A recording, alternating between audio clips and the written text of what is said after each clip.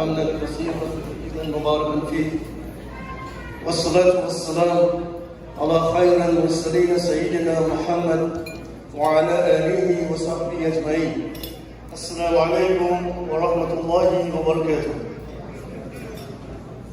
Over the past 50 years, all of you and your families have given of yourselves, dedicated your time, your energies, and your resources in service to the Islamic Foundation of Toronto. May Allah Ta'ala reward all of you for your contributions and your service to this important Islamic institution.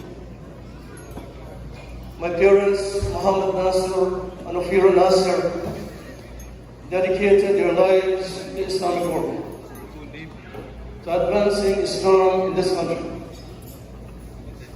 They lived and they breathed Islamic work. And as I was thinking how to best describe them, I'm reminded of that verse in the Quran, قُلْ إِنَّ الصَّلَاةَ وَالنُّسُكِي وَمَحْيَايَ وَمَمَاتِي لِلَّهِ رَبِّ الْعَالَمِينَ. I'm reminded of that verse of the Quran where Allah says, "Say my prayers and my sacrifice, my life and my deaths are all for God, Lord of all the worlds." This is the best way to describe them. For over 2 decades, they selflessly served the Islamic Foundation. As you know, as many of you know, my father Muhammad Nasir was the longest serving president of the Islamic Foundation. He served the organization for 18 years as the president, for 18 long years as the president. This is amazing today, knowing the condition of our Muslim organization. To survive and to serve as a president in a Muslim organization for 18 years is exceptional. He held a position during this time in which he pioneered the relocation of the organization from 182 Rhodes Avenue in East York. And he led the construction of the Islamic Foundation Center at its present location at 442 Nugget Avenue. I pray that Allah accepts the good works and good deeds of my parents, and may He forgive and have mercy on them, and make their good works weigh heavy in their scales on the day they were needed. As I was listening to Dr. Muhammad, Dr. Fuad Sahmi, and as I recall the life of my father Muhammad Nasir, they were truly pioneers in the Muslim community, not only in the foundation, but in the larger Muslim community. And their contributions to this institution and to many other institutions in this country should teach us an important aspect of leadership. They were pioneers because they led by example, by being foremost in doing good deeds. They were sabiqun bil khayrat, foremost in doing good deeds. And this is a description of a pioneer, one who is foremost in doing good deeds. Brothers and sisters, on this day we are reunited. It is a day of reunion, when we are commemorating the 50th anniversary of this organization. We should take a moment to cherish the very fond memories that we have, that we hold of this institution and in this institution, and the many good times that we had, and the many good times that we had in the Islamic Foundation.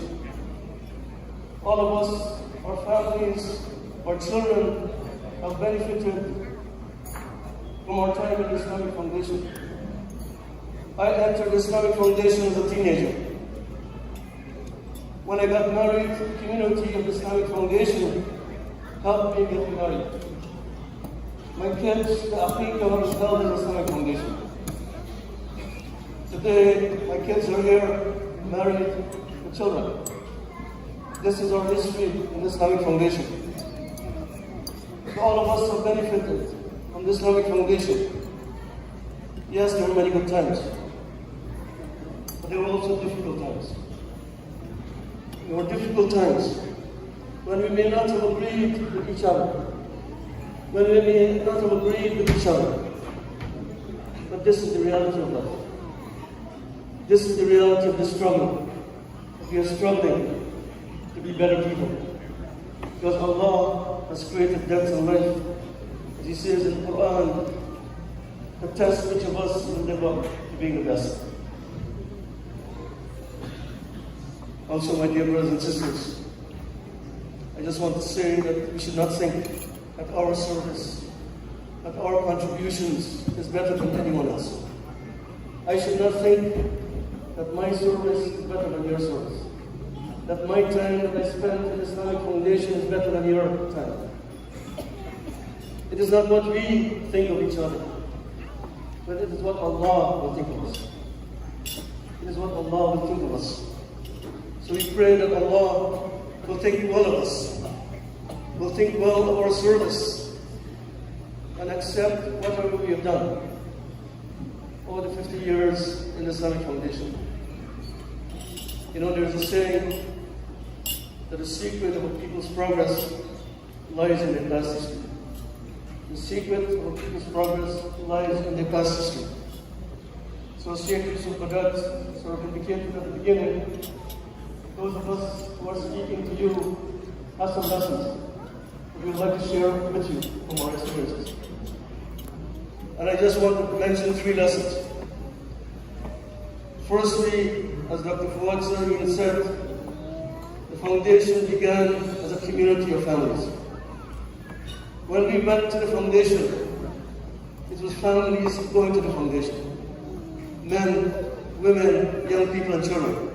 It was not a mosque of men. It was a community of families. An important lesson for us today. Secondly, it was an opening. It was an open, welcoming society. As Dr. Fuad Sareen once said, as he was up here today. It included people of all nationalities, all ethnicities, all languages, all ideological orientations. Indeed, you know, we used to have the Friday khutbah delivered by Dr. Mahmoud Ayub, a well-known Shia scholar. This was the Islamic Foundation in the first 25 years. And number 3, it was a very small organization. As Sister Zulayka just mentioned, very small. But it was always outward-looking. Dr. Sareen mentioned that in the early days, they were always making great connections with the Federation of Islamic Associations, with the Council of Muslim Communities, and later on with MSA Islamic Services, with Islam. It was always outward-looking, and the leadership was always outward-looking. The leadership was acting on that principle. They were acting locally, always thinking locally. They always known to be a part of the Ummah. So brothers and sisters, these 3 lessons I take from the history is that diversity is a strength. Openness is a strength. And cooperation with each other is a strength.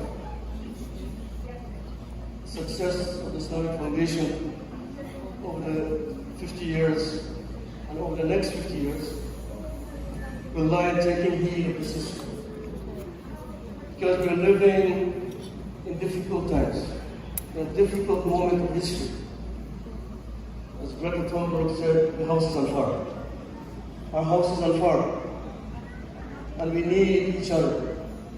We need to be with each other.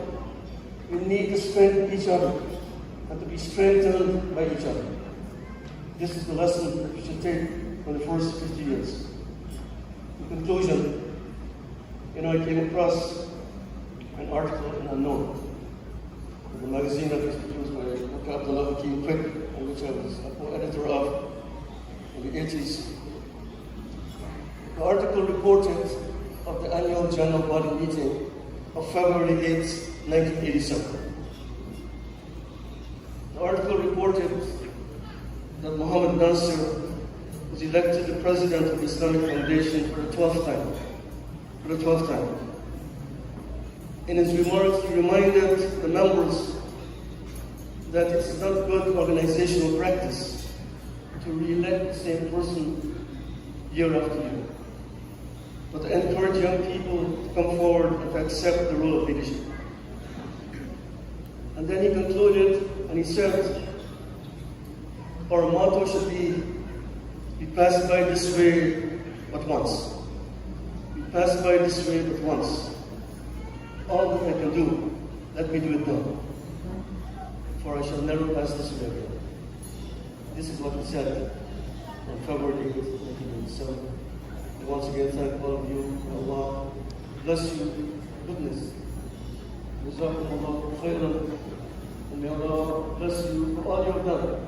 Barakallahu feekum. Wassalamu alaikum wa rahmatullahi wa barakatuh.